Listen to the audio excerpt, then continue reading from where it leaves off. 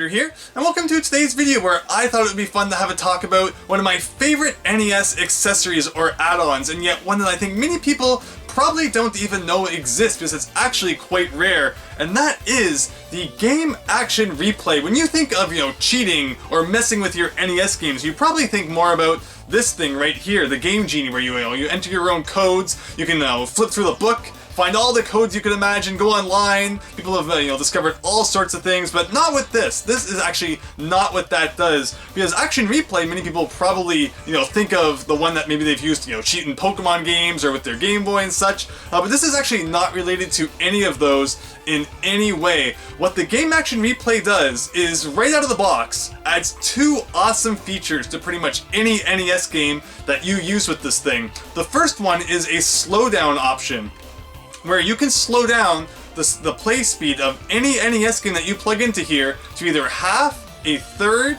or to 1/5 of its normal speed. And the second option that you have available to you is you can add save states to any NES game that you plug into here. Meaning that, no matter what happens while you're playing a game, as long as you're creating save states, you should never have to worry about, game overing or even dying, technically. And that's just really cool to think that this came out back in 1991, so I mean, today, emulators, everyone has messed with those at some point. Everyone understands what save states are, but that would have been such a foreign concept back in the day. And I would much rather, any day, have this thing over this thing, where you can moon jump and get infinite lives, but with this, you don't even need lives. So I just think that it is so cool, and I thought it'd be fun to have a look at what happens when we put various games in here, and maybe some of the funny things that we can do while showing off both the slowdown and save state functions. As far as how it works go and its design, it is definitely much different than the Game Genie, where the game plugs into the front rather than, kind of into its top, where, it goes horizontally into the NES. It also has a very nice clear casing, where you can see everything that's going on inside, and even has like a nice vent on the back to hopefully prevent overheating. And yeah, the game just fits onto the front very nicely. The problem is, though, that once everything is plugged in together, this is a pretty massive brick, and if you have the original front-loading NES here, let's see what happens when we try to plug that in. You're gonna have an issue. So what you actually have to do if you want to use the Game Action Replay with your NES is you need to take off the top, remove a metal bar that's inside, and then you can finally fit this monster inside of here. So unfortunately, it's not the perfect add-on by any means, and that's kind of only the first of a couple of problems that exist, but we'll get to more on that later. So once you have your game plugged in here and everything is ready to go, one thing you can do if you have the top-loading NES is use that Game Genie adapter that was released, so you can use your Game Genie in the top-loader NES, plug that into your Game Action Replay, and that will give you the height required to then play this in your top-loader. Or if you are like me, and you use the AV Famicom for all of your NES gaming needs, you can then just, of course, take your NES to a Famicom adapter, plug that into the bottom there, and we're kind of starting to get Frankenstein-y here with all the stuff we're plugging in, but this will indeed work in your AV Famicom without needing to do kind of any massive modifications like you would need to do to your front loader here. With that said, though, without further ado, let's plug this in and actually show off those two awesome features that I have been discussing. So starting with save states, what you can do is if you press the A and select buttons at the same time, you can create a save anywhere you want in any game, which can then be loaded by pressing B and select at the same time. This is fantastic for any part of a game that maybe involves trial and error, so you can keep redoing it to try and get the result that you want. Or if you find a really difficult part in a level, you can of course make a save state so that dying will not result in you going all the way back to the beginning, or maybe even the beginning of the game if it means that you're going to get a game over. This is of course fantastic for parts in games like Ninja Turtles, for example, where there's some really tricky jumps. Just being able to go right back should you fail it is kind of a really, relieving feature to have at your fingertips. Pressing the A and B buttons at the same time and then pressing select will bring up a menu, and of course the slow motion function is something which we will discuss, but before that I want to go down and look at the save screens option. What you can do here is actually create more than one save state at a time for the game that you are currently playing. and up to 5 depending on the game type that you currently have selected. Creating a save state to the save screen option is not necessarily the most, common sense thing though. What you need to do is create a save state by pressing Select and A, then open up the menu, go down to Save Screens, and then save the save state that you previously made to the Save Screens menu. Then afterwards, if you create a different save state, you can once again open up the menu, go back to the Save Screens option, and save it as a different number under Save Screens.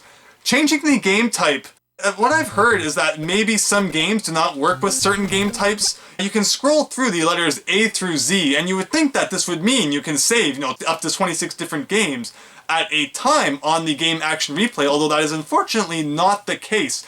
Make sure that when you turn on the game type that you want is selected, because sometimes each game type will only give you 1 save state, and sometimes it will give you 5. But if you change the game type while you are playing the game will be reset, so watch out for that. Also, unfortunately, as a result of the game types, not saving different games under different letters, anytime you play a different game with the game action replay, any saves that you made to it will be wiped. Because since the game action replay has a battery, if you don't play a different game, your saves will stay on there until you do play a different one, which is really kind of confusing. I mean, it seems like it doesn't work correctly, yet that is exactly how it works.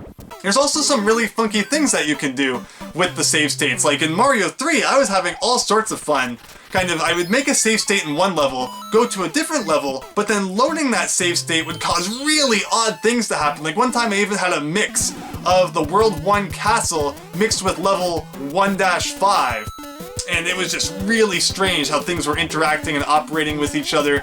I mean, like loading save states from the title screen can cause weird things to happen. I used save states to actually get 2 stars from the first world's overworld map, where I went into, I created a save state inside of the Hammer Brothers kind of mini game. And then when I went to the Mushroom House, I loaded that save state to once again get another star from the Hammer Brothers minigame. So that was just kind of so bizarre, and there are some really neat things that you can do with this that you would not just normally be able to do with like save states in an emulator.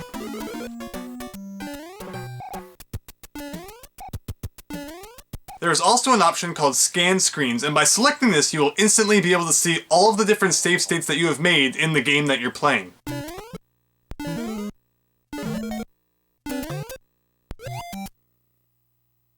So now it's time to talk about the slowdown function, and I must warn you, should you be susceptible to flashing lights or you're watching this in a dark room right now, please be careful for the slowdown part. You might not want to watch it, because in order to demonstrate the slowdown function, we do need to show some flicker on the screen in order for me to explain just exactly how it works. So please be very careful. If that is something that bothers you, you might want to, kind of look through, the timeline of the video and skip to after I talk about the slowdown, which would be the next time that you kind of see me in person on screen. So with that out of the way, let us kind of discuss exactly what's going on.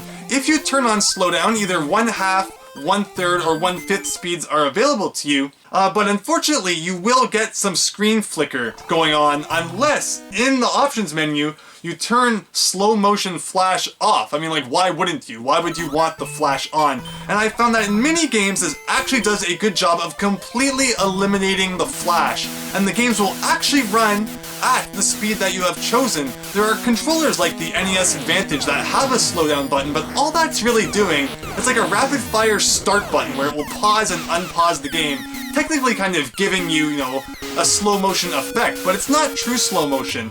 Unlike the game action replay where even everything down to the music is actually going at the speed that you set it to. Without the flash, this is actually a fantastic feature to have available to you. In games like, shooters, you can navigate around bullets. Even in games like Tetris, it is so unfair. As you get up to the higher levels, you can slow the speed down just as if you are on one of the way lower down levels, which is absolutely awesome. Unfortunately though, the slow motion flash kind of function, turning it off, does not work for every single game. And I found the ones that it does not work well for to be the ones that kind of have, menus and stats and stuff, which take place on a different segment of the screen, such as Mario 3, where you technically have 2 screens, the one at the top, where all the action is happening, and then you have the kind of, sub-screen at the bottom, where all your stats are displayed, I think that the slow motion flicker has some kind of clash with that, and it just does not look well at all. Other games I've had a problem with were like Star Tropics. The slowdown did not look good at all with that. As well as with Ninja Turtles, it just did not want to work. So unfortunately with those games, using slowdown is not really fun, because I mean, you're not going to want to stare at the screen while it's flashing at you a million miles a minute. But it is just a neat feature to have, and especially with those games where it does work perfectly, such as with 1943, Tetris. Basically, I've had pretty much no problems with any games that don't have, separated screens like that. It is a really, really, really cool feature to have, and sometimes just listening to that slowed down music even is just really ominous. It's like, it just adds a completely different experience to your NES gaming.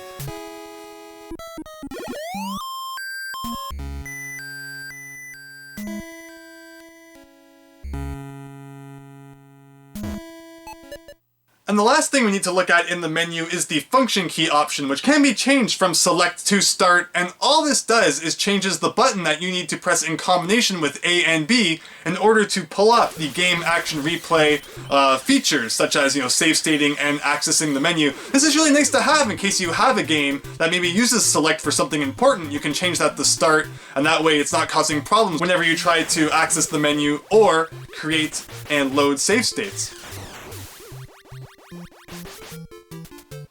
It should be noted that the game action replay also works with multi-carts such as Action 52 and even Famicom games plugged into a Famicom to NES adapter. When it comes to multi-carts, it works just as you would expect it to, and you can even actually use save states from one game to another, at least from my experience, without encountering any real problems. When playing Cheetah, however, I was actually kind of surprised that the save states weren't working for a minute, but I believe it's because when you're watching that crazy, awesome Cheetah cutscene, it just ignores all controller inputs. Although after that, I was once again able to use save states as normal. When it comes to Famicom games, you also once again get all of the functionality that you would expect from the game action replay, and it is just great to be able to use this with, some Japanese games, especially some of the ones that didn't come over to North America, because there's just some crazy ones out there where, you're gonna have to jump in the holes without any kind of indication, and it's nice to be able to just, load your states if you fall into one of them that has absolutely no purpose otherwise.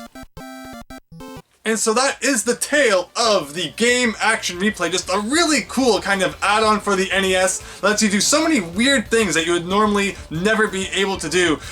In most cases, I'm not someone who's a big fan of, cheating through video games, using save states to get through video games, but just like with the Game Genie, where I look at it as a way to, just kind of mess around with games in ways that they were not meant to be messed with, and you have a lot of fun by doing that. I think the same about the game action replay, where, games I know like the back of my hand, kind of add a new experience to them by, putting save states wherever I want, using slow motion to do kind of crazy things. So I think that this is just an awesome accessory to own. But again, it's not without its problems. One of the biggest problems perhaps being the one I have not mentioned yet, and that is, for some really absolutely bizarre reason, and this is, my not super technical knowledge possessing person explanation of what's going on here, is that the kind of program that runs the game action replay is for some really, really, really bizarre reason stored in RAM rather than ROM. So when the battery dies inside of this cartridge, it's not like, okay, well, I can still use it, and I just won't be able to save my save states when I turn the console off or something like that. But no, when the battery dies and stops, keeping all the memory going, the whole program for the game action replay gets wiped, and it becomes completely unusable because the program's in RAM rather than being written to ROM for some absolutely bizarre, nonsensical reason. Thankfully, there are people out there who, if you do need to have your battery changed, can rewrite the program back into the game action replay for you, but it's like, why? That is just so weird, and it's just, I have no explanation for why they would do that, but that's what you get with these crazy third-party accessories, and the NES was just such a fantastic time for so many people just making so many crazy things for the console, whether it was licensed or not, and I am just so happy that the game action replay exists, and hopefully today, you probably had not heard about it, learned about it yourself, and if you ever see one, I highly recommend picking it up. I have only ever seen two in all of my years of video game collecting, not including, like checking online and such. I saw one way back when I first started collecting, although I didn't grab it, and for years I regretted it until just about a couple of years ago I finally came across it again, and I mean, you knew, at that point I was definitely going to add it to my collection, and yeah, I've had so much fun, not just in this video, but playing it overall, that, you know, I'm really happy I did. So thanks so much for watching this. I hope that you enjoyed learning about the game Action Replay, and I hope you'll join me next time when I talk about something different. So thanks, and see you later.